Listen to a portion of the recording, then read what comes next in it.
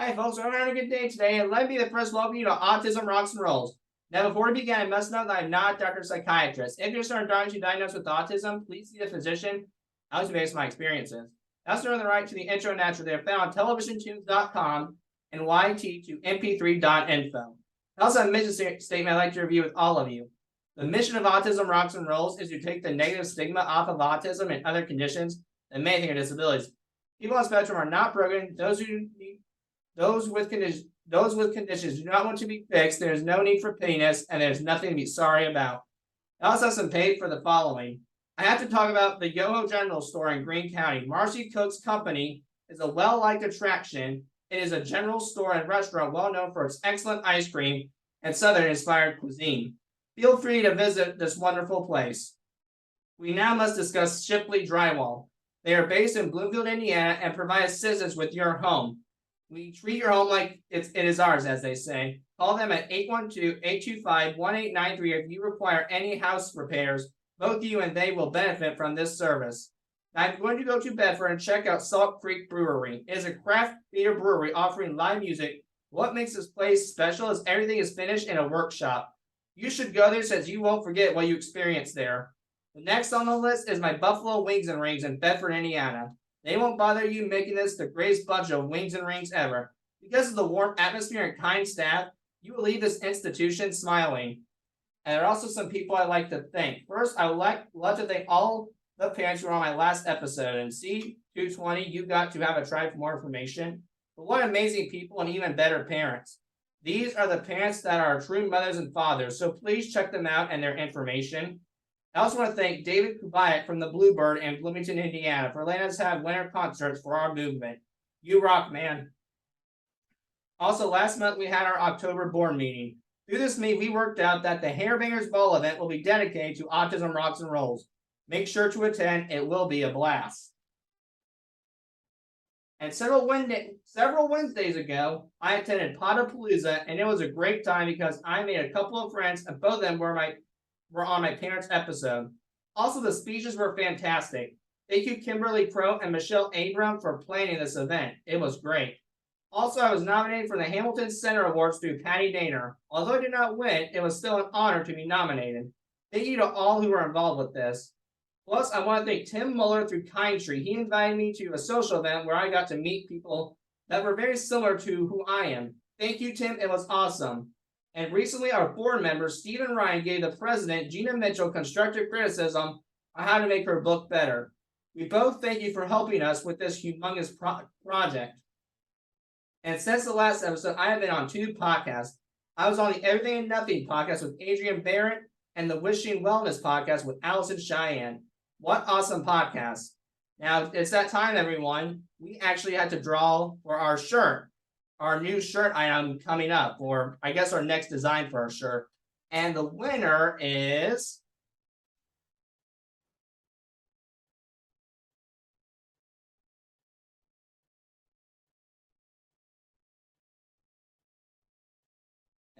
seems to be Maya Sundermeyer, one of my former guests. So we'll give her a round of applause. And I hope that we'll definitely be talking to you, Maya, and we'll definitely be seeing how you want your shirt to look. Now, folks, we'll be right back. We're going to hear from Barn on Maryland Ridge, so let's get to it. There is a hidden gem in eastern Greene County, folks. Fowlers Pumpkin Patch and the Barn on Maryland Ridge Wedding Barn. Autism Rocks and Rolls is very proud to tell you about our friends Perry and Renee Fowler and their place of business. Both Fowler Pumpkin Patch and the Barn on Maryland Ridge is a relaxing drive approximately 15 minutes from the heart of Bloomington, Indiana, and an hour south of Indianapolis. You can find them at 5347 South Greene County Line Road, Bloomington, Indiana, 47403. The property has numerous picture locations, including several rolling fields, antique tractors, red and rustic barns, trees, and much more. Customized wedding packages are offered on their website. The surrounding area also provides several hotels in which to have your guests stay for your destination wedding. Also, Fowler's Pumpkin Patch is a family-owned and operated seasonal pumpkin patch. It's the perfect place to take your family for some fall fun. Enjoy picking out pumpkins, hay rides, a corn maze, and a petting zoo. Call the Fowlers today at 812-327-4895 or 812-325-6022. All right, folks, we're back. And yes, please check them out. because you will definitely hear the words "I do" at this wedding barn. Now, today we have someone who I call as a friend who actually been requested to come on this show 3 times, and after much consideration, I think he was a well worth guest. And his name is Adam Wheeler. Adam Wheeler is a lifelong resident of Bloomington and a graduate of Indiana University Bloomington with a BS in Recreational Therapy and M.A. in Speech and Language Sciences. He is currently the speech language pathologist at Clear Creek Elementary School and the treasurer for the Monroe County Autism Foundation. Adam's understanding of autism came about early and organically growing up in a family replete with neurodivergence. His late father, Philip, was diagnosed with autism as an adult after years of misunderstandings and misdiagnosis. Phil's experience and guidance play an integral part of Adam's understanding and awareness of people on the spectrum and their needs. Phil was a mentor to many, including a young man with autism named Matthew, with whom Adam developed an especially impactful bond with. Adam's older brother is also on the spectrum, and this relationship forced him to learn unique routines and ways to communicate. Adam's mother, Marcy, only recently retired from the Indiana Institute on Disability and Community Resource Center for Autism after 40 years of supporting and connecting families with resources across the state of Indiana and the autism community, further modeling empathy and understanding for the families impacted by autism.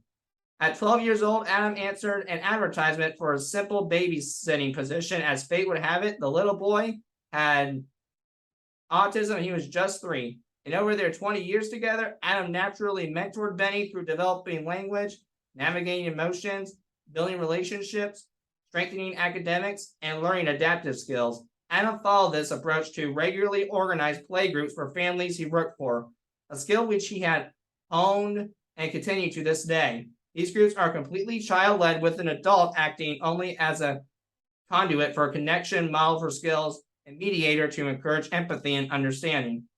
Current groups generally center around Lego, although some other STEM activities and board games are used as well. Adam started his own LLC celebrating the spectrum to expand his vision of supporting individuals with autism across the lifespan in rewarding, efficacious, and deeply respectful ways.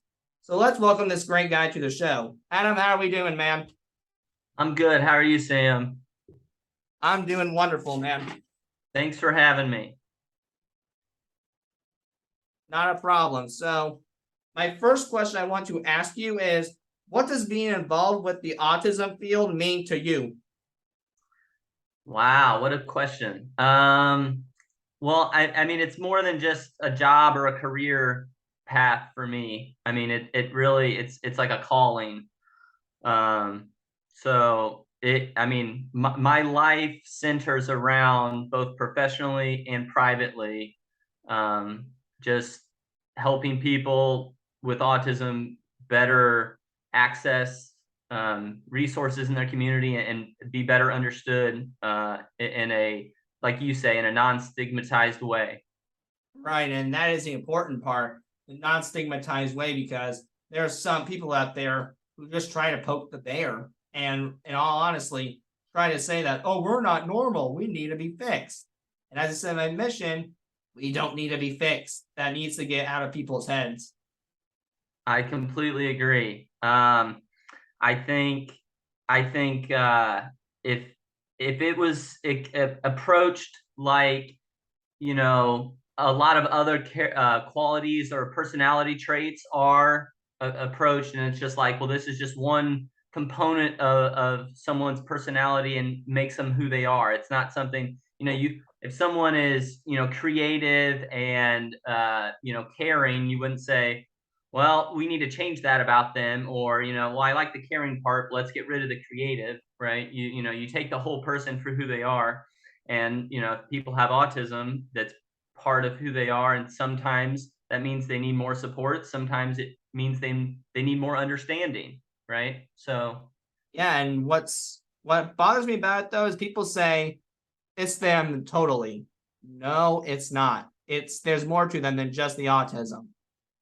yeah, so there's a great it's increasing now, but in my undergraduate at the School of Public Health, there's an increased emphasis on the biopsychosocial model, and it looks at the environment, and it looks at, genetics, but it also looks at how all of it interplays with our environment and how that creates the misunderstandings and the difficulties. It's not necessarily the person, or to relate it to somebody with a physical disability, it would be like, well, somebody who's in a wheelchair can't access this building, right? They have a problem. They can't get to this building. Well, maybe the building has the problem, right? The building doesn't have a way for them to get in, right? So when we frame the way we look, and we look at ways to be more understanding and cooperative and accommodative, provide accommodations, whether that be sensory based or whether that be skill based, we open up opportunities for people with autism, which is sadly one of the most underutilized groups, particularly when it comes to employment. But that's a slightly different ball of wax. Yeah, and it kind of reminds me of this quote. I don't know how big of a pro wrestling fan you are, but it's like Andre the Giant kind of said, and his thing was in a different realm, but it kind of relates to that. He says, "Well, they make everything for blind people and quote unquote crippled people, but not anything for bigger people." So that's my thought. I'm thinking we need to make something for those who are wired just a bit differently, maybe who are sized a bit more differently. Exactly. No, I completely agree. I actually grew up on old school WWF back when it was the WWF. So I totally relate. Yeah, that when you said it though, that's what my quote. That's what hit me, and I watched Andre the Giant documentary recently, so that might have something to do with it. Yeah, no, I totally agree. We need to, and that comes about in society. Society kind of agrees we should make these changes to support people. And for some reason, it took a while, and we're still, I think, scratching the surface with a lot of understanding for folks on the spectrum in the workplace, and some of these areas where the social differences are increasingly impactful, and they don't have to be. People could just learn to be more understanding and supportive. Okay, let me ask you this: why in your brain do they not have to be? Why aren't they choosing to be? Like, why isn't that happening already? Sure, we can word it that way. I think people are generally so self-absorbed, and they have grown up in a world where they've been told, in a culture, we all grow up in society, in a culture, and neurotypical people are much more pressured by the larger culture, and that pressure has pressured them to fit into all these social norms, and now they like them, or at least they're so familiar, they're sort of like their traditions, right? It's what's familiar, and that you should too. It's kind of, why wouldn't you get along with this? Why wouldn't you just look at me when we're talking? Why wouldn't you just do these things? It makes more sense. And I can come up with just as many arguments, which is one of my strengths, as to why not providing eye contact is more beneficial, right? I mean, I can play devil's advocate with neurotypical people and get them to recognize, I guess it is the way it is, right? But it doesn't have to be that way. And when Right. you get them when you get them to flip that switch, a lot of times people are great, but it's flipping that switch. It, for whatever reason, doesn't come easily for a lot of people. Right. And then actually, when they do flip the switch, they're like Gru going light bulb. I know. Well, and I'm sure you've met these folks, where they become advocates, for you, and they become, cheerleaders for the message, but early on it just doesn't click. Yeah, and I get that to a point, but they got to get there somehow. I totally agree.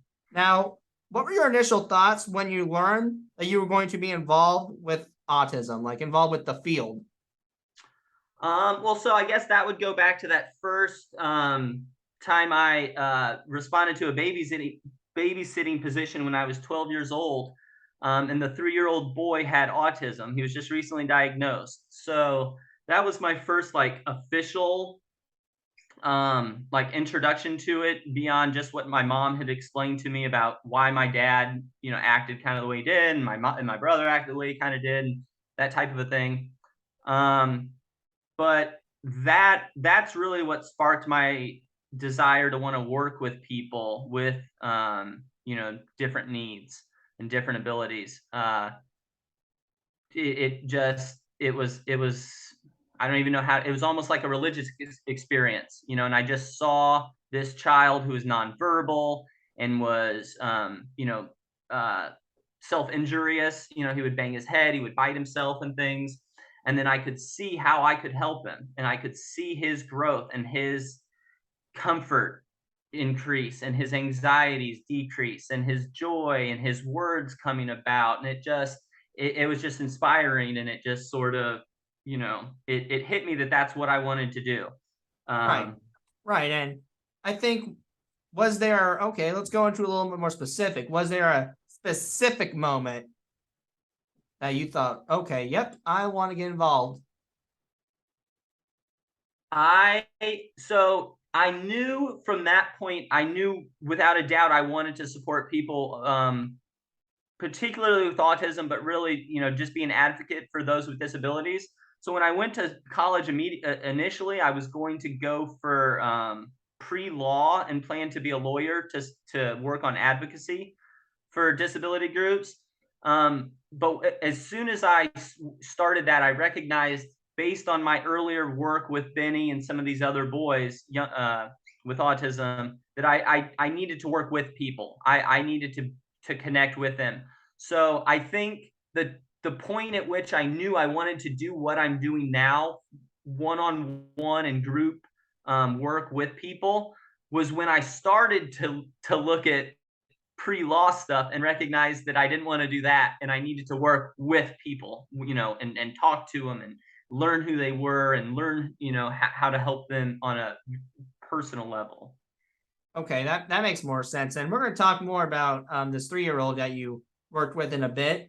But what I'm going to get to now is these thoughts, kind of, because based on your observations and what you've seen, how do you think someone with an autistic brain operates?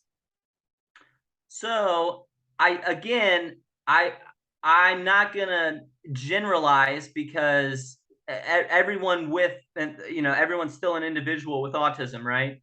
But I think there are some I would sort of categorize, in my experience, that there are a few different types, if you want to put it that way, autistic brains.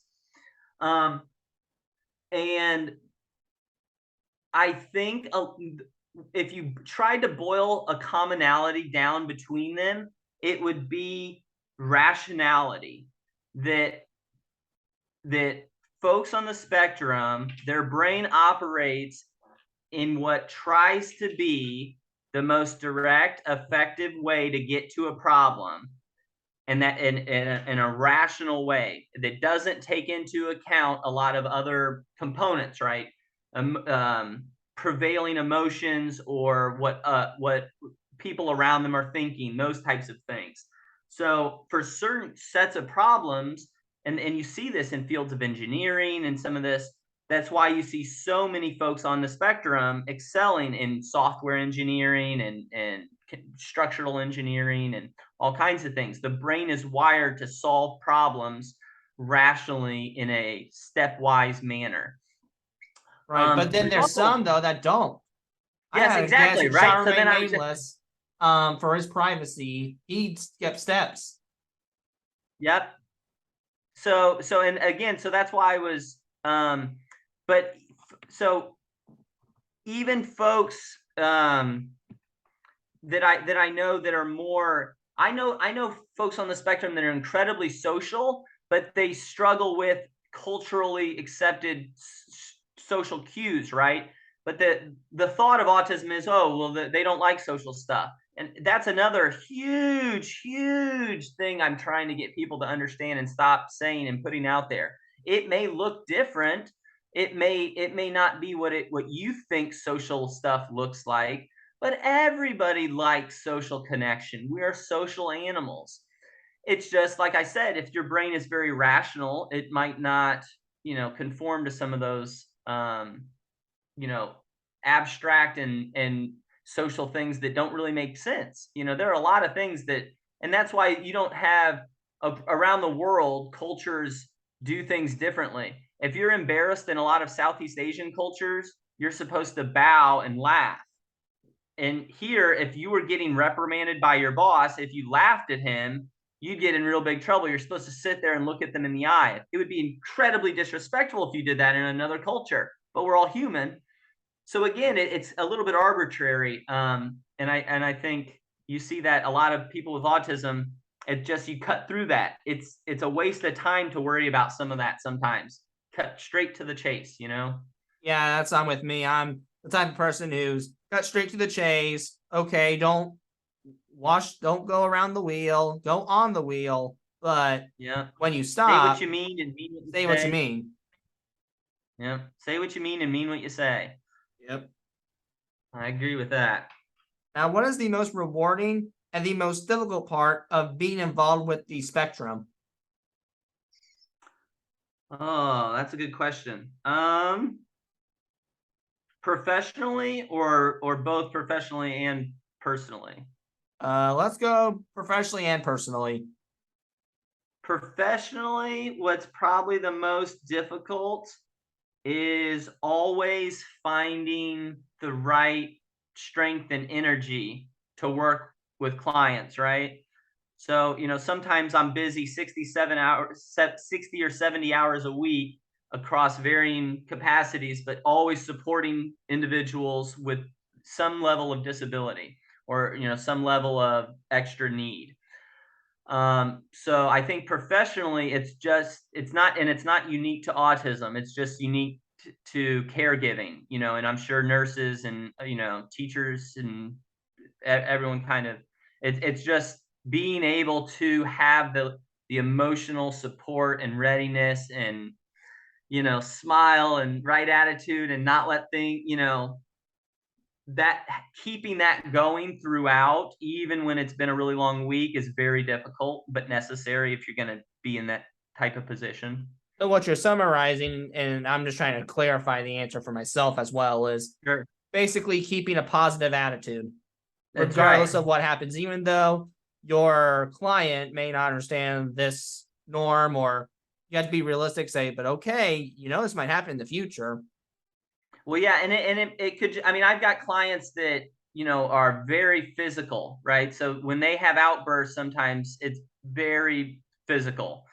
So I mean it's hard to get beat up 2 or 3 times a week sometimes, and then you have to come back and continue to be supportive and understanding and grow with them and help them understand why that isn't the right way to handle it and give them other tools and options. But it can be exhausting and it can be, really, really tiring. Personally, growing up with a father on the spectrum and a brother on the spectrum, and I had my own challenges. I have several, diagnoses that if I was born today, I might just be born on the spectrum. I OCD and ADHD and anxiety and all these things that kind of, but anyway, growing up with that going on, it was somewhat unpredictable. And it took me a while to not take things so personally from my father and my brother, and realize, that they're human too, and that we're, but my my older brother really had trouble adjusting to a younger brother, and man, he did not like me. Does he still not like you? We actually get along very, very well now. We get along very well, and part of it is I learned to respect him better, and he learned to respect others better, and it was kind of a compromise, like we talked about in the beginning. It's not all one person, right? It's always a matter of understanding and meeting in the middle in some sort of a way.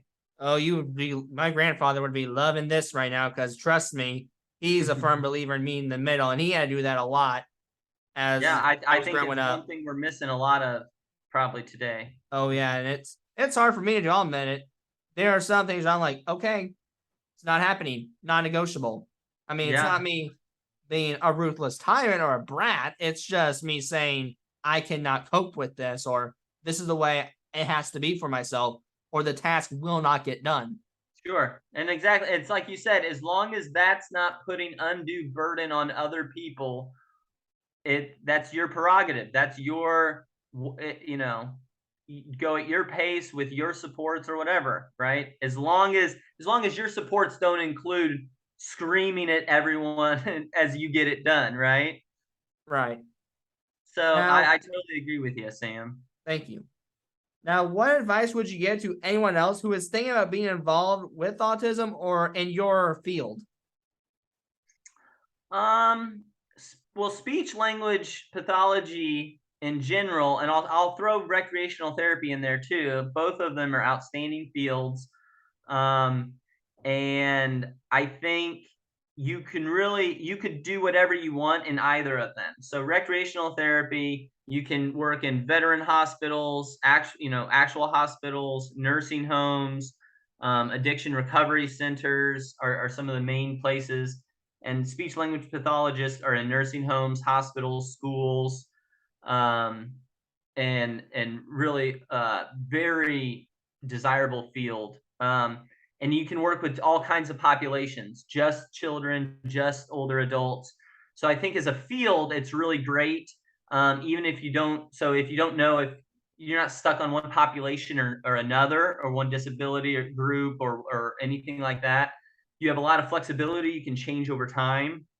So I think all of that's good. I think um, if you're devoting yourself to working with folks that are neurodiverse, I think you have to recognize that you're going to have to open your mind and accept things that you maybe can't even understand, and you just have to accept them as other people's truth and move on from it. One example, I don't know if you saw, there was a picture going around for a while, Sam, of like a dress that was like a blue dress and an orange dress, but it was the same dress. Have you seen that? I don't think so, my friend. There was I'll try to find it and send it to you. But basically, every colors that we see are all go through our brains before we know what color they are.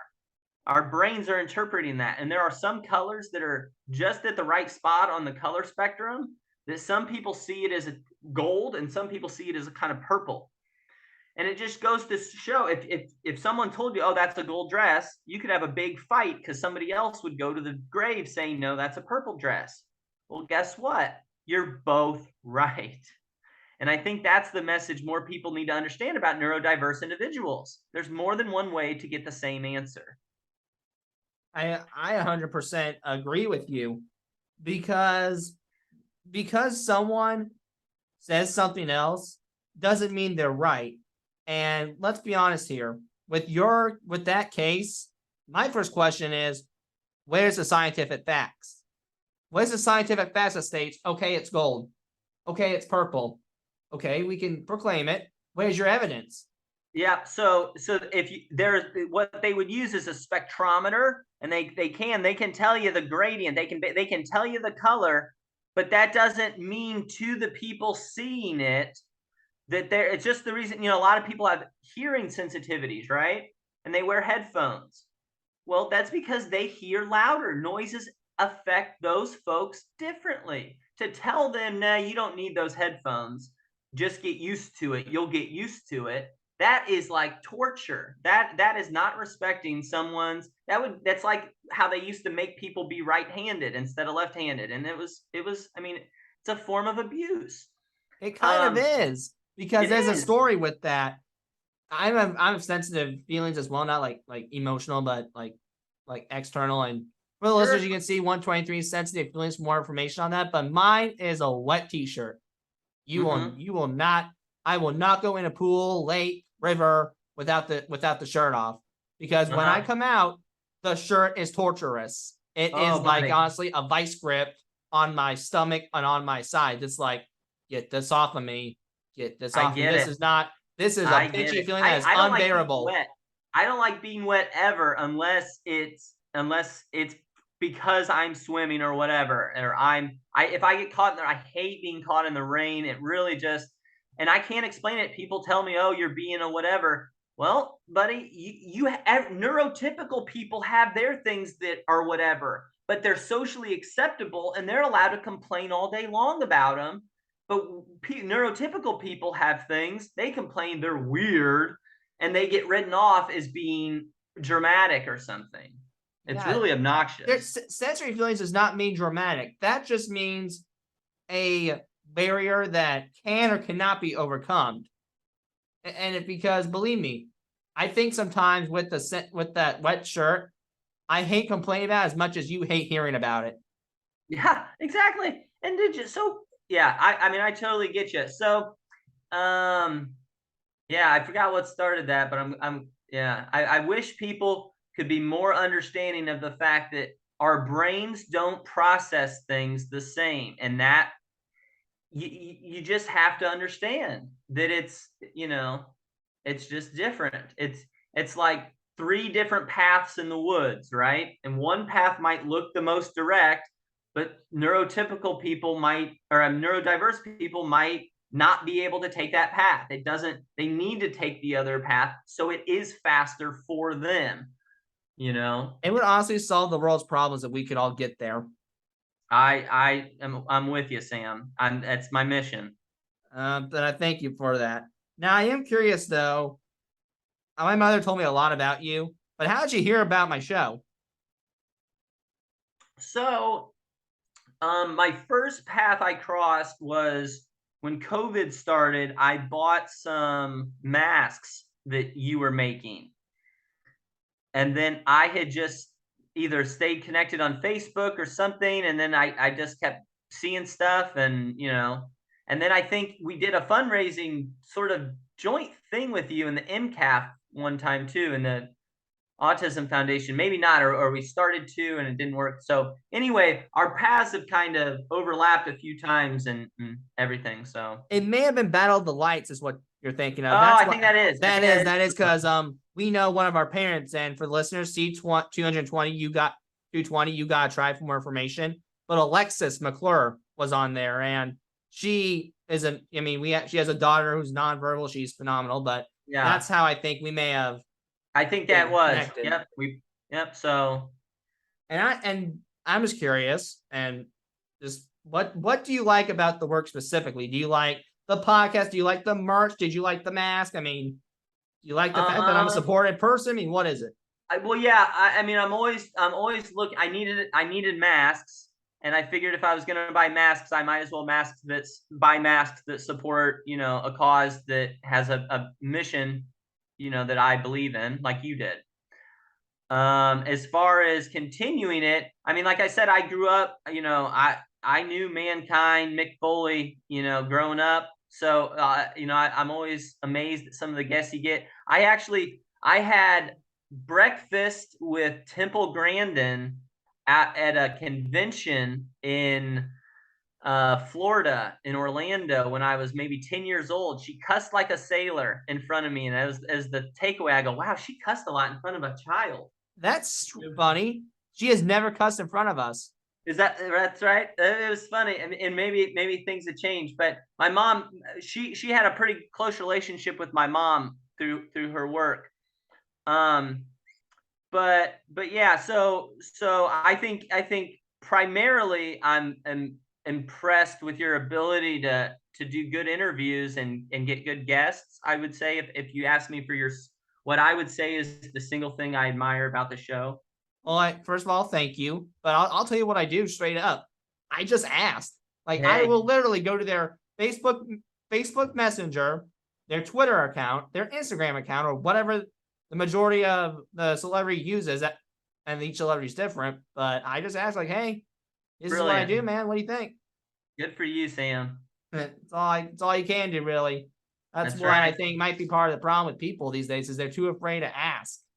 I agree. Our culture so demonizes failure that it prevents people from being creative, from taking that extra time to explore an area that isn't immediately profitable, right? No, I totally agree with you there, Sam. Thank you. Okay, now you have probably went to college and you went into the speech pathology field. So I want you to think right now, you're talking to some students at Indiana University, which is where you went, and they're going into speech pathology field too. From Okay. your experience, what would you tell other students that are going into your field? I think the main thing is like what I said, when you asked professionally what was the most difficult, that you have to know your level of emotional stamina in a field like this. You have to know as a person how much you can give of yourself before you need to recharge your emotional batteries, because that will determine the setting that you can work in, right? And you know, and how fast paced you are. um you know, a lot of that, like, you need to know a lot about yourself to make sure that you're in a supportive environment. Like if I worked in the hospitals in like an acute care where a lot was going on, I couldn't handle, I'd blow my brains out. I need to have time to get to know clients and get to know what makes them tick and build a connection so that they feel supported, and then build from there. Um, so I think knowing yourself, and particularly your ability, or kind of what your level of emotional you know, stamina is.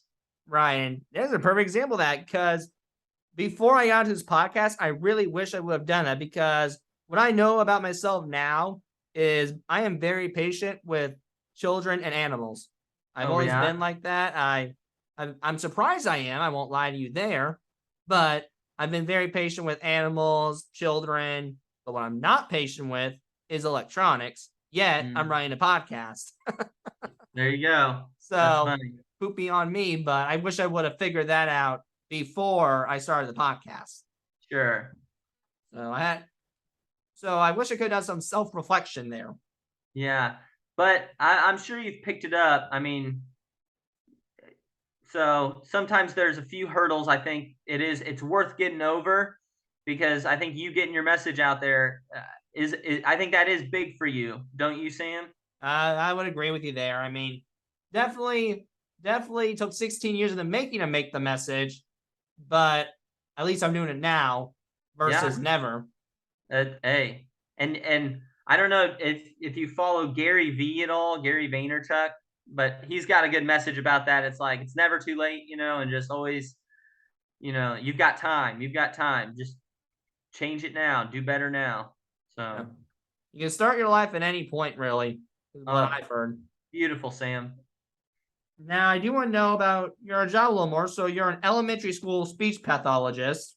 Hmm. So, what are some of the responsibilities that you do as an elementary school speech pathologist?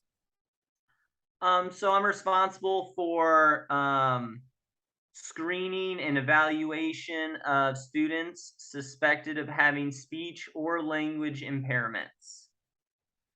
And then I'm also responsible for providing treatment and documentation, and doing Medicaid billing for those students. All right. Well, what do you find interesting about speech language pathology? Not like maybe the autism part, but just the speech language pathology part as a whole. Sure. So, I do love that it's not cookie cutter. So you might be working on R production, right? And you've got kids that are producing it several different ways.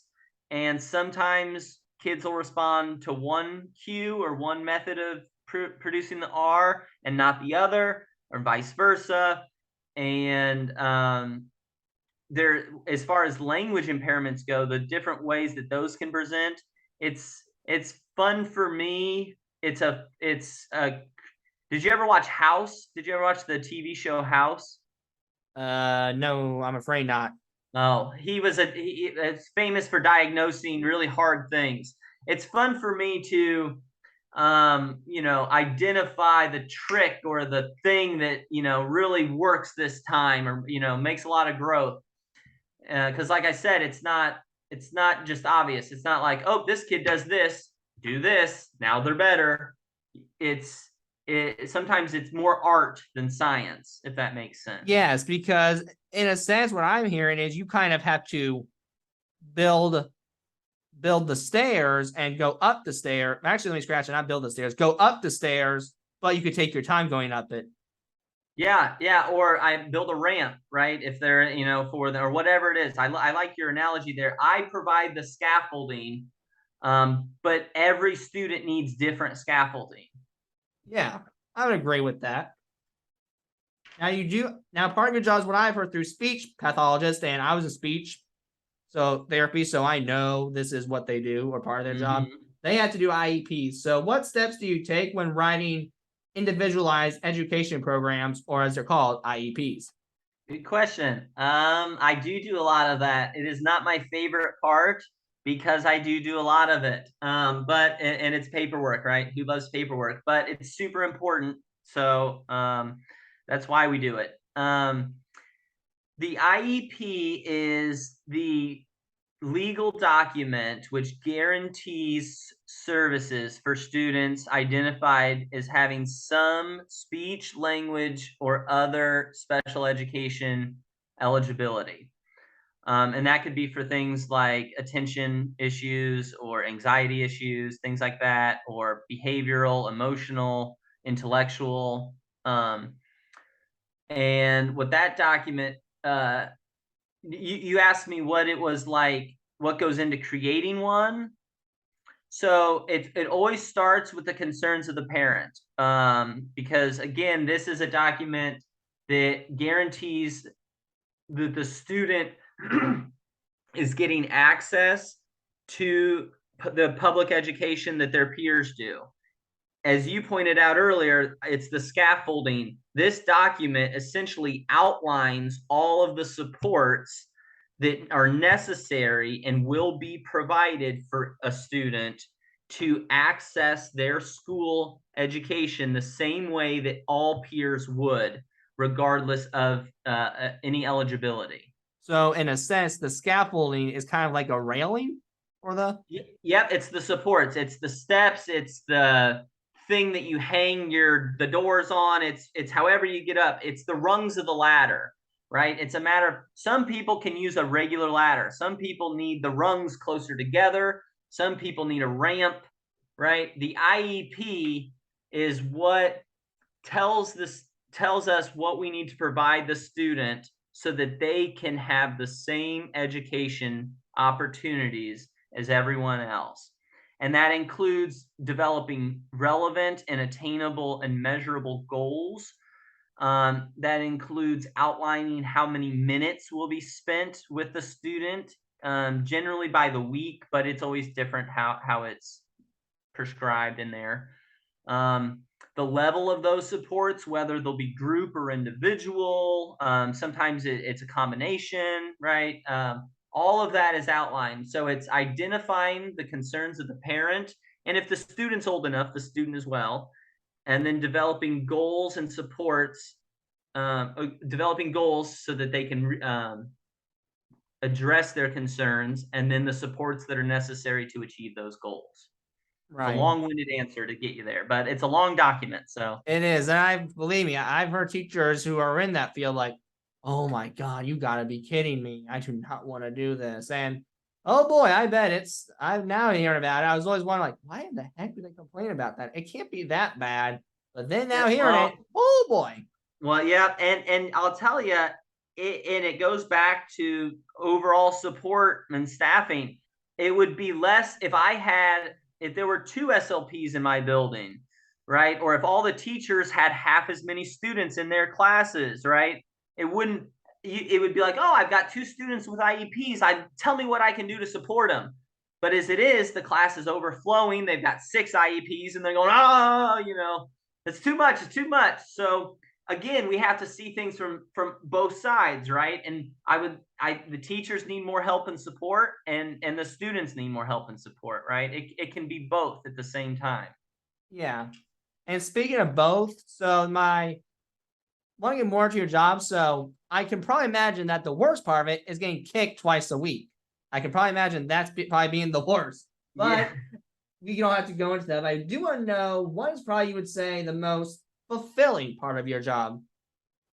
Well, like I said, earlier with the Benny, when I first started working with him, when you see the progress, when you see, sometimes, I mean, it's like life changing, right? When you get a kid, they're a communication device, right, that doesn't have verbal speech, and they can start to type on an iPad and it talks for them, and they have an actual voice, and you see tears just flow, right? Those are the, the things that's why you do it, for the And that's kid something that. you do, right? I just want to clarify. That's something you Yes, do? yes, Okay, okay. that is we trial devices. So it's always through a company. These are very expensive and very specialized.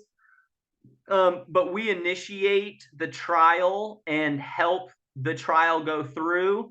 And then once the right device for the right person is found, then we do therapy to familiarize and increase use of and familiarity with. Gotcha. What are some of the devices, if you don't mind me asking? Dynavox is a company that makes a lot of dedicated devices. And increasingly, companies are making apps for like iPads or Androids. So what we find a lot of times now is it's a cheaper option to get a device they already have, get an app pushed onto it. And some of the most common ones of those are like LAMP, Words for Life, or Colloquo to Go, if I'm pronouncing that right. Go Talk is a free one for any listeners out there. Go Talk has a free app that actually is a great way to trial some early stuff to see if it's an avenue you'd like to go down. But there's a lot of different types, and then inside of that, like I've got a client now that's trialing an eye gaze system, and they're just tracking his eyes. The computer actually sees where his eyes go, and he's learning that if he focuses on something on a screen, it will talk for him. It will say the word that he's looking at or the picture that he's looking at. So pretty amazing. It does sound pretty amazing. Now, because I'm a motivational speaker, I'm just going to ask straight up. Why don't you say would you do me a favor, put in a word to see if I could speak at your elementary school? Because we've spoken to children. I spoke at what was it? At a school really close to me. It would be a privilege to speak at your school, and hopefully maybe you get approved by the principal. Yep, I will absolutely ask Sam. We are going through a bit. Our principal, after 4 years, left last year, a wonderful lady. We got a new one, and she left after 10 weeks this year. And we have an interim principal, but he's great. I'm hoping we can get something worked out. All right, that'd be wonderful. Thank you so much, man. And I can definitely make it. Oh, what's up? Do you have something I can give him, like a little blurb about what it will be like? I think that will help me get an approval. So When we're done, I have a one sheet. Definitely Perfect. send that to you. Perfect. All right. Now, folks, we'll be right back. We're going to hear from Bobcat in Ellisville, Indiana. So let's get to it. Are you wanting to do construction in your life? If so, Bobcat in Ellisville, Indiana is the place for you to work. For 60 years, Bob Curl and the other 6 locations have been offered as a resource to construction equipment and sales. They can provide you with Bobcat equipment, Bronchite trailers, Phil power tools, Echo outdoor power equipment, Renmax power equipment, and Exmark commercial mowers. They also carry the products that are called Exaviators, compact track loaders, skid steer loaders, Versa handler, telescope tool carriers, all-wheel steer loaders, utility vehicles, and Toolcat utility work machines, plus a wide section of attachments. Be sure to use their services and give them a call at 800-825-9132. All right, folks, we're back, and yes, you may find some Bobcats there. You never know. My uncle did once. No, I'm kidding. He really didn't, but he did see some. Now, I do want to talk to you, Adam, about you being a treasurer for the Monroe County Autism Foundation. So how'd you get to be a treasurer for the Monroe County Autism Foundation? Well, excuse me. I was approached. I am 2 of the members, the president, and I believe she was the vice president at the time, approached me, just knowing my connections with the autism community, and I didn't know that organization existed prior to them approaching me. But after I heard about it and the work they did, I said, I'd love to join. And then our treasurer was, retiring. She 80 something, right? And she was looking to take a break. So I stepped up and took over as treasurer. That's awesome. Now, doesn't treasure involve math? And are you good with that? You said you're not good? No, I'm not, but are you? I am. I actually really, really like math. I like numbers. Oh boy. I may be calling you, then help me with some math. Oh yeah. No Because I'm problem. taking an accounting class, and then half the time I'm just like, want. I know. I mean, I like fun numbers, so I might be bored with just looking at ledgers. But dang it, Adam, you're supposed to help me out here. No, I know. I'm sorry, Sam. It's all right. Now, in all seriousness, though, can you tell us about the Monroe County Autism Foundation and what those who are interested need to do if they would like to get involved with the Monroe County Autism Foundation? Yes, I should have had the mission statement pulled up, but I'll see how I do, paraphrasing. So our mission is to provide financial support for families with kids or family members on the spectrum. This aid, we've given aid for things like, gas, so folks could get to and from, work and therapy. We've done rental assistance. We've done, some communication devices, like I talked about, that weren't being covered by insurance. We've supported for those. There's an amazing program put on every year called Camp Connections that's for students in Monroe County with significant disabilities that don't have the option to join typical summer camps due to the level of their need. And this camp works for them 2 to 3 weeks a year. I can't remember if it's 2 or 3. But really just amazing work. As when I was a student in speech, I actually did some of that programming, volunteered for some of that. So we gave $3,000 a year last year for them. We gave money before for Camp Yes And, which is an improvisational camp. I was in that. Were you? I was once. Yeah. It was all right. It was like an okay camp. I probably won't go back, let me put it that way, but I did enjoy the experience. It was very up my alley. Yeah. I don't mind doing improv. I don't mind like little acting, I guess is what you call it. Yeah. No, and for some kids, it really helps them come out of their shell and develop some of those skills in a non-threatening way. But yeah, so we're basically just a fundraiser. We just try to raise money and then give it to people that need it. Yeah, and I'll tell you, man. Yes, what's it? Yes and camp or yes camp? I think it's Camp Yes And. Okay, camp. I can't do it. Camp Yes And taught me a lot myself, and I'm on a spectrum. I know he will remain nameless, but there was a student there who was, how can I put this? Very impulsive. He said things like off the top of his head, no thought. It was just like out the window and nothing, no thoughts. Yeah. And I was probably very impulsive too, but you talk about, he was probably higher impulsive versus me. And what I learned though, in all seriousness, was that sometimes impulsiveness can be very bothersome, but also realize that we need to look at the other side and learn that they're impulsive because they can't help it.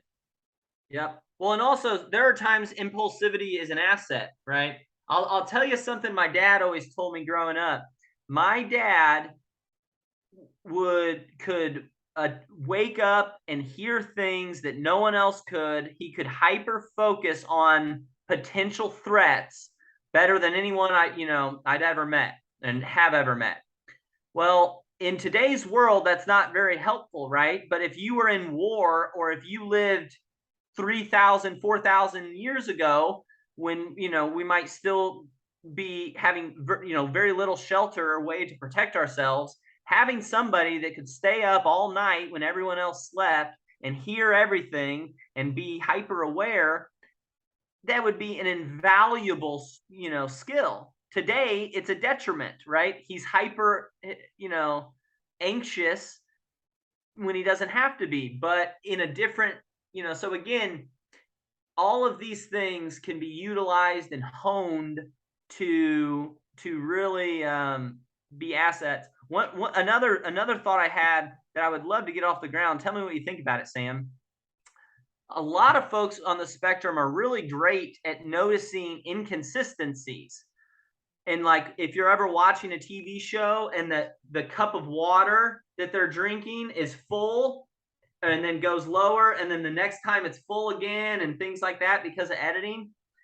I think folks on the spectrum would be great at catching mistakes like that, and being editors for film and TV, for little things like that. And I don't think it's ever seriously even been thought of, but I think it'd be great. I agree with you, but to an extent, because Okay. there are lots of details we can go into and be like, boom, holy crap, I just saw that there's a line on this TV. It might be broken. You may not see it, but I kind of see a scratch there. However, we can easily miss a detail in a very overwhelming situation, because I got embarrassed my mother a little bit. She'll probably laugh when I say this, but believe it or not, she lost a shoe while getting overwhelmed. And I laughed at her, I mean, kind of funny, but I also envision myself doing the same thing. I totally agree, and it's a really good insight. When we're stressed or anxious, our brains don't work well. So no, I totally agree with you there. I think finding those inconsistencies on a movie, though, you'd just be sitting in the editing room by yourself, so you wouldn't have to be stressed or overwhelmed. Yeah, the stress factors are out there, but I just mean like where we're out and it goes out in kind of the wood, out into the overwhelming woods where there's bears and deer. It's a bit of a different story. I got you. Back to that analogy. Well, my dad, though, he was pretty confident in himself that he would be that would be his role, right? So Gotcha. I have no reason to doubt him. Yeah. Now, speaking of your dad, though, I want to go more to him. So you said your dad was misdiagnosed lots of times. So yeah, what was your dad misdiagnosed with? Well, so my dad left home when he was 16, and during his time after he finished high school, still top of his class, but was couch hopped and was homeless for several years. And during that time, he got picked up. He was in a car accident and was picked up by police. And he was in the police car talking to himself, sort of self-soothing, and rocking. And the cop didn't understand what was going on and basically was talking to him, and then said, "Oh, sounds like you need to talk to a doctor." And then he told the doctor of the time, I don't know the year exactly, but this was long before autism was well understood. He was institutionalized. He was actually put in a mental hospital for schizophrenia, because they thought when he said he talked to himself and he heard voices and he talked, he had conversations with himself, because that's how he thought, right? So that was the big one. And he was in there, I think he said, for 18 months, and they gave him Thorazine. It's a terrible medicine. So that was the initial, but he did learn to play pool very well while he was there. And he actually supported himself while he was homeless for a while, playing pool, hustling pool. So a little bit of good came out of that. And then he went on, he was diagnosed, I think, with ADHD and anxiety, and was given stuff, and was given Prozac and Ritalin and different things. And when he was on Ritalin, he took everything apart in the house. There's this great story where he literally took everything apart in the whole house. And my mom came home from work and she freaked out, and he put everything back together, but the TV didn't work. But everything else worked, and he was real proud of himself. But she said something else is wrong. Giving him this medicine just made him go crazy in a different way. So finally got diagnosed, and it's a beautiful story. He said he called up his best friend. He said, "Guess what, Scott? I'm not crazy. I'm just autistic. I'll talk to you later. And then it kind of changed his world. It gave him he realized why he was different, and it gave him an understanding. And over time, he really did calm down and learn how to, work through things better. And, I grew up during that process. So I saw some of that, you know, inconsistencies and some of the exaggeration and it was a bit of a roller coaster here and there. So Yeah. Now, I felt the same way when I was told. I was want to tell the whole world, call the world, like on the world, be on top and go like, "Hey world, I'm autistic." that's great. That's what I wanted to do.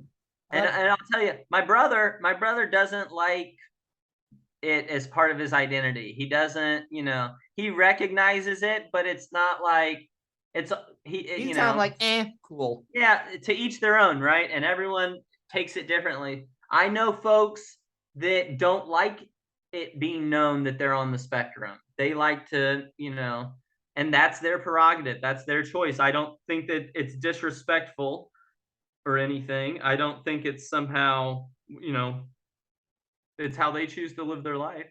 Yeah, I mean, I had a guest on the last season, and C1333 Sarah meet into the octagon with Serena De Jesus and G Money for more information. But according to G Money, he was kind of very iffy about sharing it because according to his dad, and at first I was like, again, why you agree about the show? My show, share it. But the more I thought of it, I thought, well, he doesn't have to be on. And his dad said, and I quote, he fought hard to remove that label. And there's a lot of people who probably do have to fight hard in order to remove that label. Like, oh, he has Down syndrome. He can't do it. That's a hard battle to fight. I fight it some days myself. Yeah. It's unfortunate that society has chosen, it's a bad label. It's something to fight against. Like I said, almost everyone I've ever known with autism at their core are caring, creative, compassionate people. So like, why is that something to fight hard against, right? What we're fighting against is all the conflict and friction that comes about from trying to fit in with a modern world full of sensory overload and rigid neurotypicals that can't accept things being a little bit different. And I think, Adam, I can answer why. And this is just from observations. Is when someone fights through so much negativity, it washes out the positivity. That's a good insight, Sam. Now, I do want to know this. So, your older brother, according to you, taught you new routines you had to do and some new ways you had to communicate. So, would you mind sharing us some of the new routines you had to do and some of the new ways you had to communicate?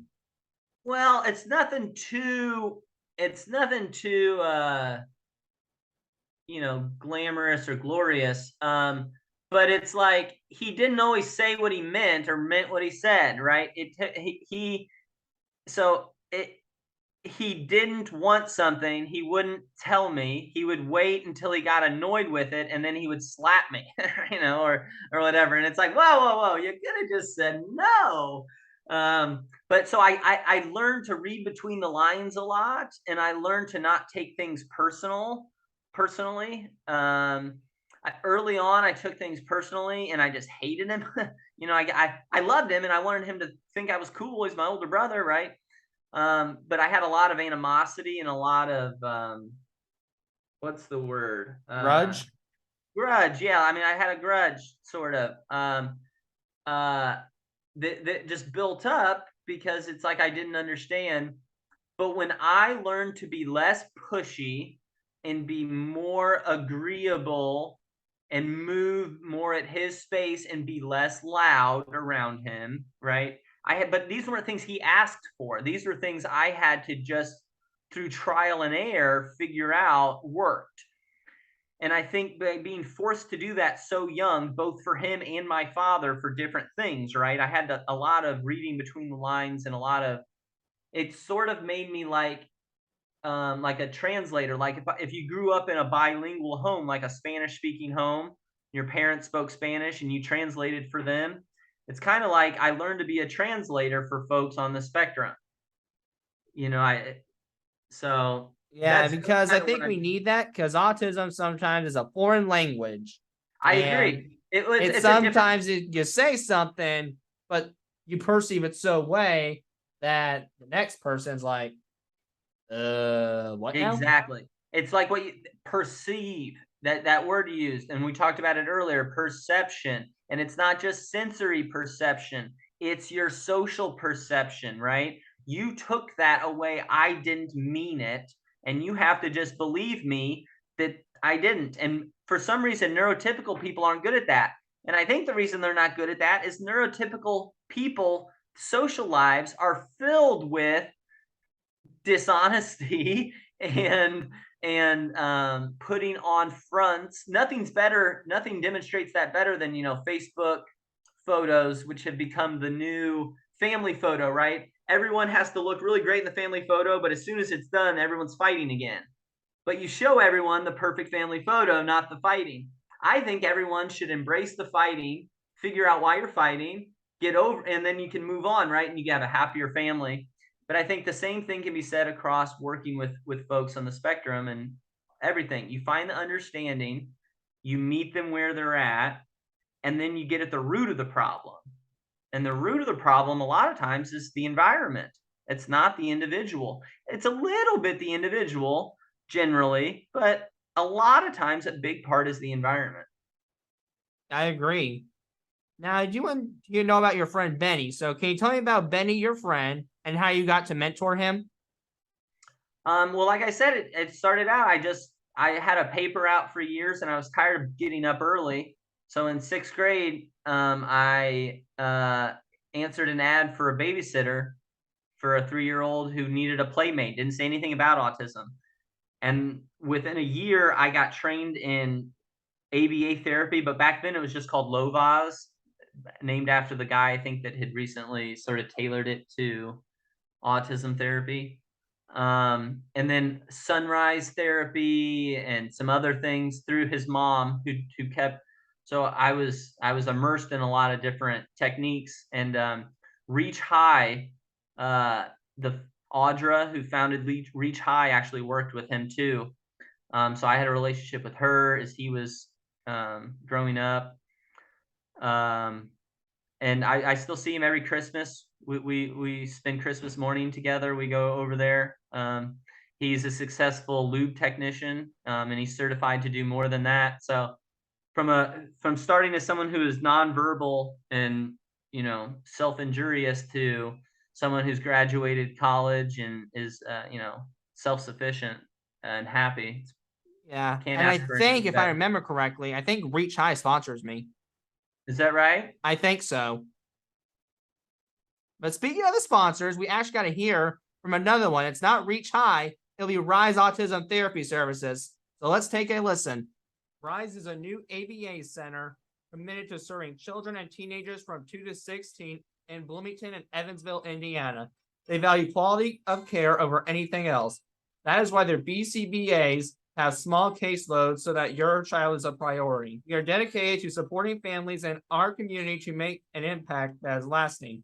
The small clinic size allows them to be available for you. They want to help make your family's life better and more enjoyable. To book a session, call them at 812-287-8561. Or if you have any questions, please email them at admin@riseautism.com. All right, everyone, and we're back. And yes, you'll definitely rise to the occasion if you check them out. Now, Anna, when I did your research, I found this acronym for the Monroe County Autism Foundation. It's autism, and it stands for always unique, totally intelligent, sometimes mysterious. So what does this autism acronym mean to you? And how can more people understand the autism acronym? Where did you say you found that? At the Monroe County Autism Foundation website. Huh. There's a picture above it. Yeah. I've heard that before. I guess I didn't realize that was on the website. I think that you hit the nail on the head with the unique and mysterious, right? And that's kind of what I was getting at earlier, that I like working with folks to solve that, find that trick or that switch to flip and help find how to get goals met and skills developed. But you know, all people deserve respect, and people with autism are no different. Like it's not rocket science. And I think just recognizing that autism doesn't define people, and one person with autism is not gonna, fit into the same box that another person with autism does, just because they also have autism. And I think that acronym speaks to that. I would 100% agree. Now I want to talk more about these play groups. So how did these play Really groups you quick. I start? will also say your sponsor Rise does great work. And I have clients that work with them too. So I'm gonna just little shout out there too. All righty, man. That is a-okay. Now I do want to get to your play groups. So how did these play groups you started come about? So they came about pretty organically. I organized play groups over the years with different families. First with Benny, and then with other families. As he got older and he didn't really need support from me like he used to. So I kept working with other families, but always would continue play groups, whether it was at Bryan Park, if we were working primarily on physical type social activities, right? If the group was kids that like to play tag and like to, hide and seek and swing and that type of a thing. At times the group would morph to very video game based, the kids. So it always followed the kids' interest because I was working with these individual kids. And what I recognized is those kids will work harder for, peers than they will for adults, just like any kids will. The problem is they don't get the chance to build good relationships with peers because peers get turned off because of one, type of behavior that they don't have someone to translate for them and someone to help, sort of shape so that it's, tolerable or whatever, and then realize, oh, this person's actually really cool. They just had that thing that kind of weirded me out for a minute. And once they Yeah. get over that, they They're realize, having a oh, hard time with making the shape, as you said. I like that a lot because they want someone else to make the shape for them. When they realize in reality they have to do it themselves, they don't want to. uh-huh. Yeah. So I think realizing that, I found that if I built a group around shared interest, it gave all of the kids the option to just be individual, right? If they're feeling overwhelmed or whatever, they got their own Lego in front of them, or they're doing their own whatever it is. But as soon as they're comfortable, and I will, I check in, and when they're comfortable, though, they'll share, oh, look what I'm building, or this or that, or someone else has an idea. I think this should be the bad guy and this should happen. Oh, I love that idea. No matter what it is, it's a wonderful idea, because these kids so often get told their ideas are stupid or not understood or whatever. I don't care what it is, as long as it's, like we said earlier, as long as it's not a burden to somebody else. Let's explore it. Let's wonder and look under, right? Let's get I curious. agree. But my question is, because of that fear, do you sometimes have to pull kids out and be like, okay, it's, you know what? It's okay. I love your idea. I love it. I love it. And because they're not used to it, they are like, well, this idea sucks for the most part. Do you have to pull it out of them because they're afraid to speak about their idea sometimes? So absolutely, early on, especially, but that's why the group culture that I build and is so important, that all the kids know it's a safe place and they can say anything. And even if one of the other kids may say or do something, like laugh or do something early on, I very quickly, in a kind way, let that other friend know, and maybe use an analogy or remember another time that was important to them.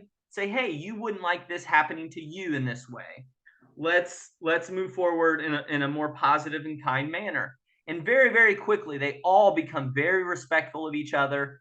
And if, like, I got kids that hate potty humor. And if one of the other kids goes with a potty humor joke, the other kid used to grunt and grumble and get real mad. Now he just reminds them gently. And the other's like, oops, sorry, forgot. Goes right back to it. If that kid's not there one week, they're allowed to do potty humor. Early on, though, everyone was afraid to do it, or the one kid, you know. So that's what I'm there for, just to work out the kinks. The kids do all the work. I just facilitate.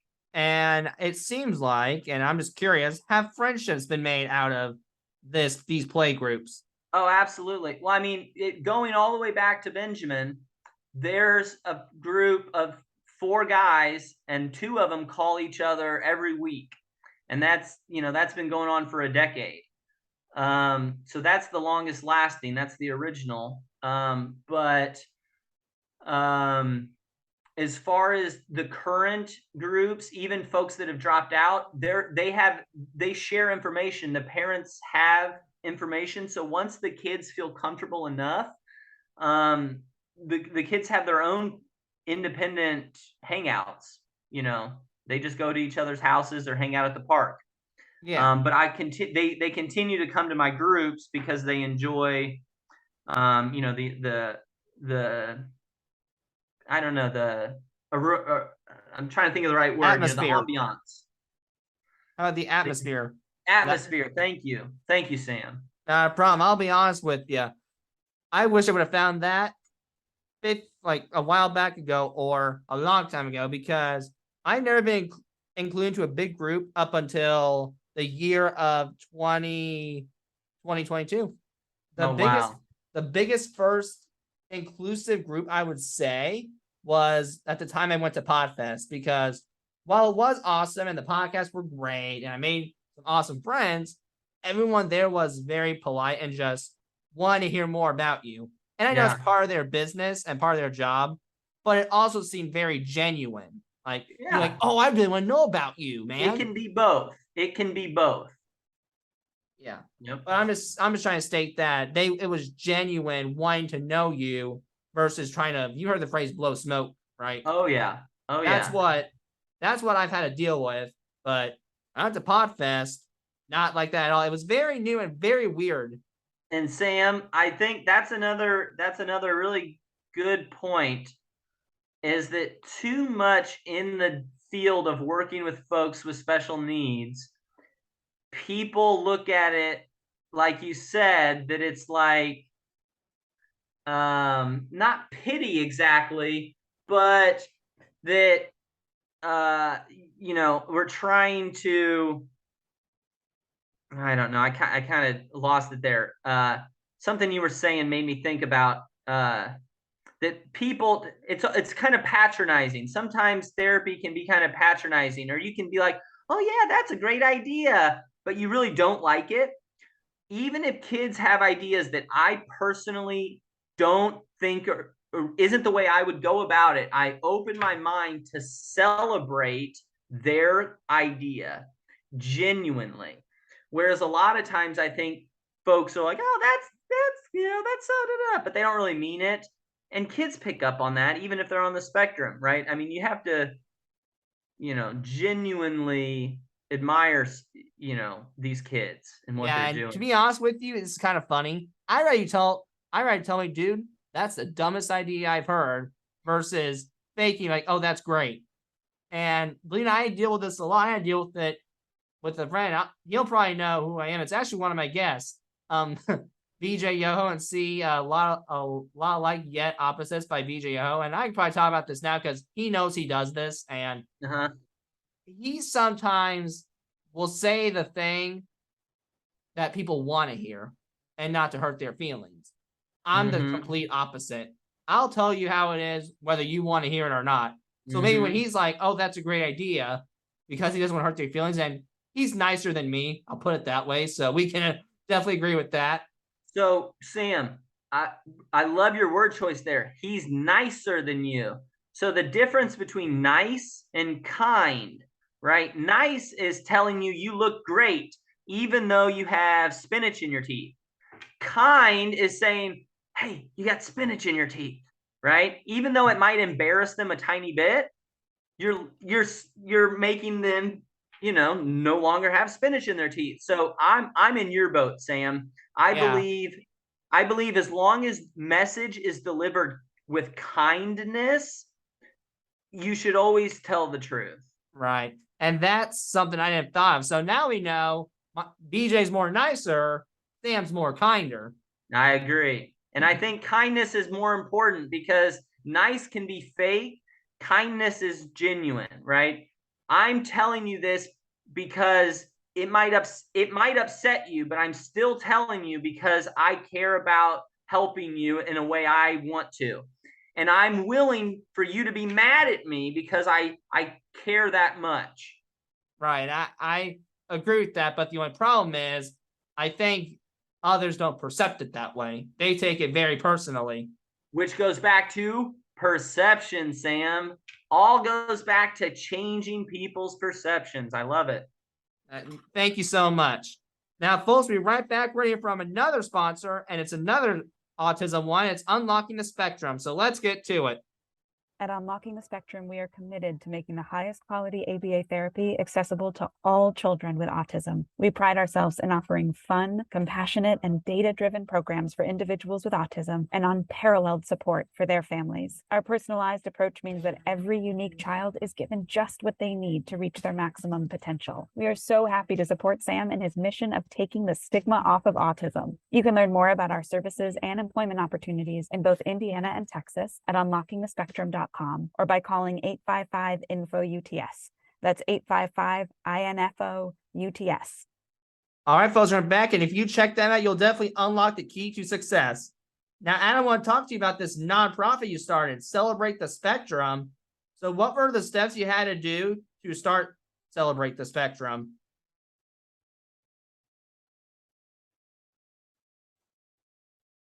Buddy, you're mute.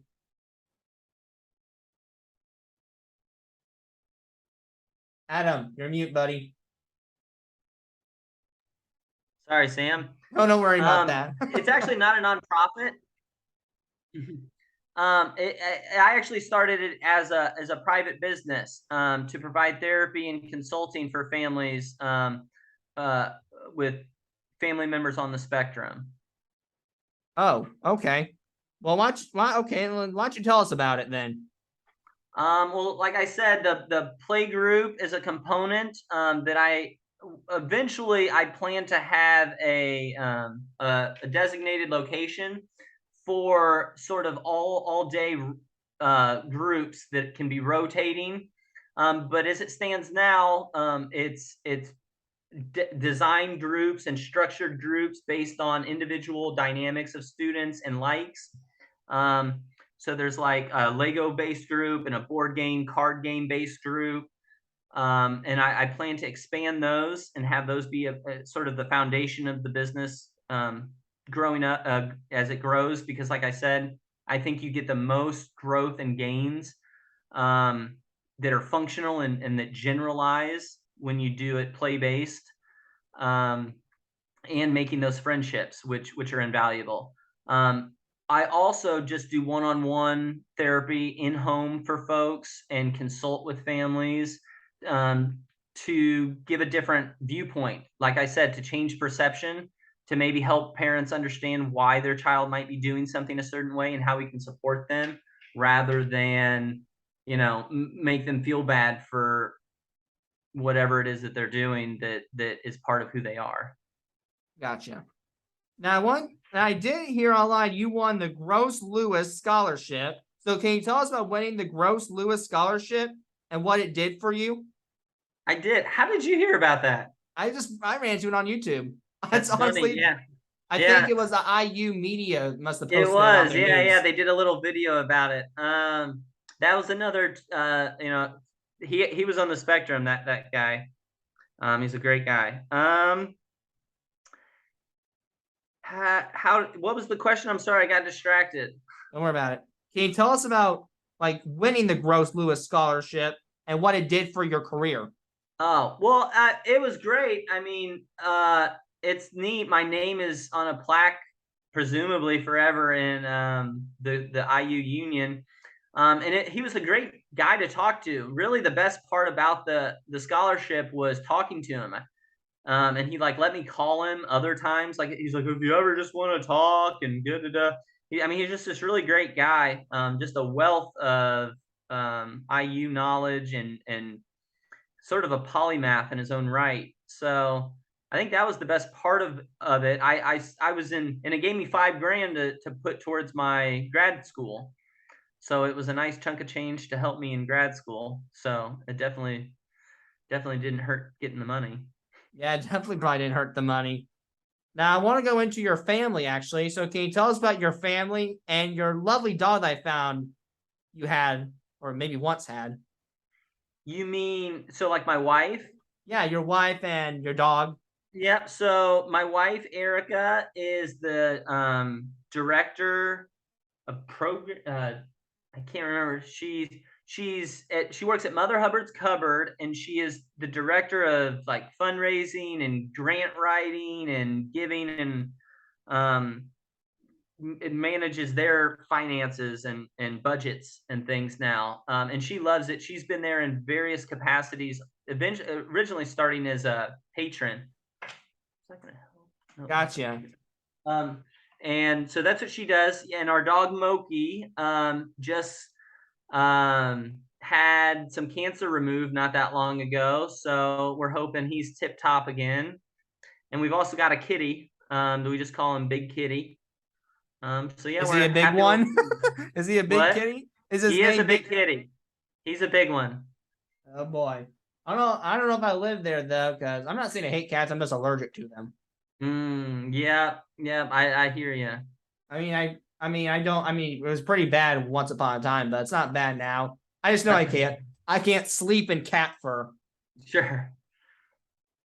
Now, my question is, how has your family supported your mission about bringing attention to autism? Erica has been super supportive. When we first got together, back together over a decade ago, she was the first one to encourage me to stop doing anything with law or advocacy and just go back to working with folks one-on-one. And then that's when I went back for recreational therapy and speech language pathology. So she actually kind of was that catalyst to help me recognize that.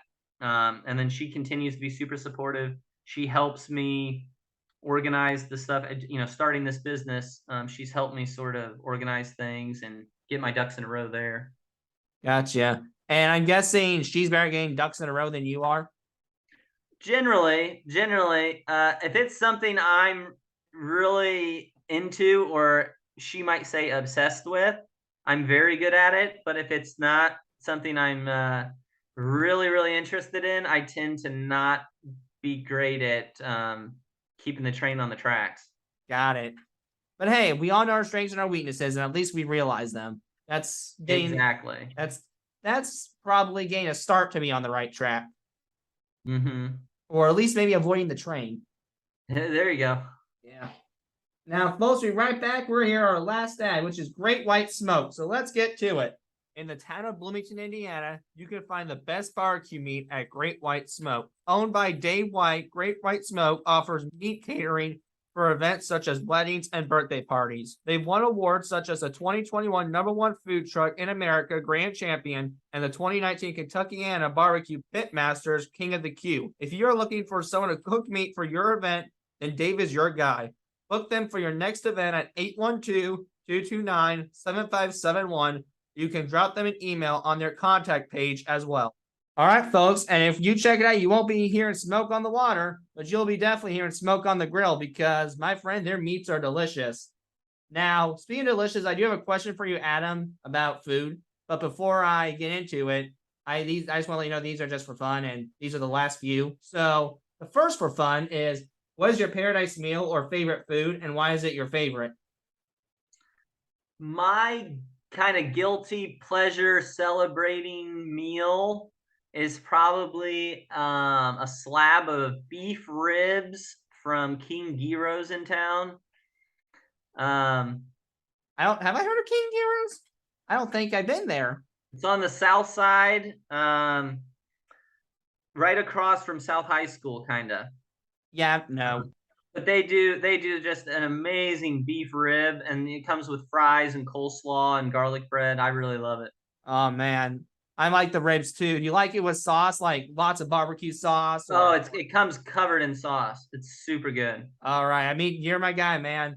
I'm a big rib guy myself. I think though with me it's pork ribs though, like mainly, but Almost everyone does, and I love a good pork rib. They're the only folks around that do a beef rib, and I'll tell you, once you go beef, it's just it's not good for me. I know that, and that's why I said guilty pleasure meal, not regular meal.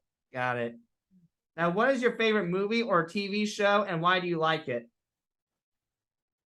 That mine always changes, so it's kind of my mood, or kind of like, and I kind of have them in groupings. But if I had to pick one to just say my all-around, all-time favorite movie, I think I'd probably say Forrest Gump. Yep, that's me too. Oh Really? man, that's in the top 5 at least. Yeah, yeah. I mean, I'm think not a big think movie that's guy, but when I watch Forrest Gump each time, I get intrigued. I'm like, well, I know it's happening, but it's like, man, Forrest Gump went through that, and Yeah. he's still married. He had a kid, and he taught him to be very successful. So that movie definitely resonates with my morals and beliefs. Yeah, he had integrity and kindness the whole way through. Yep, even when he was getting treated bad. I mean, Integrity and kindness. I'm telling you, if bigger you do character it, than it's like me. slow and steady wins the race. It's integrity and kindness over time will work. Now, what has been your favorite vacation that you have ever taken, and why did you enjoy that vacation very much? Oh man, I'm not a huge vacation person. Okay, what about a staycation? I love it when I have, and I haven't for over a year now. I love it when I have a couple days at least to where I can just totally veg out on a new game. All right, what was the newest game you did? Let's go back to your latest trip. What was the new game? My latest game that I really got into is one called Crusader Kings. It's like a grand strategy turn-based. It's kind of like Civilization, if you know that game. Kind of. I've heard of it before. Yeah, so it's kind of in that realm, but there's a lot of numbers and math. So you probably wouldn't be a fan, Sam. Yeah, no. When you said the word math, I was like, I'm out. Yep. Now, my final question is, are there any good memories that you want to tell our viewers about? If you do, why do you remember that memory the most? Now, before I answer, though, I want you to end with like a good memory that made you just feel good inside. You forgot about all the world's distractions, but then a funny memory that made you about fall on the floor laughing. And it can be with your wife, it can be with your job, it can be with your kids, with your dog. Your call, you want to answer it, man. Oh man, that's such a huge question. Well, that's a memory I want to share. I think going to the park when I was a kid. Probably going to the park with my dad when we were kids, and we'd bring like Ninja Turtles. We always ruined the Ninja Turtles because we played in the sand and the mud with them. But I don't know. I think going back to when before I knew anything about responsibilities, memories back when it was like, you just truly no worries, no care. Oh, I get that. When you're just acting the most idiotic you ever been, and you're just like, you know what? Who cares? I gotta have some fun in my life. Totally free. Yep. Yep, I get that. I've had a lot of those, and sometimes I question it, but looking back, but you know what? I probably did it just for the sake of it, and I'm a human. That's what I have to do sometimes. Yeah. That's all you can do. Well, Adam, I think that's all. Is there anything you'd like to promote or any closing remarks you want to say before we head out? No. If any viewers are more interested in learning about my philosophy or services that I provide or anything, they can reach out to me. But other than that, just appreciate the time to come and speak with you, Sam. Not a problem, man.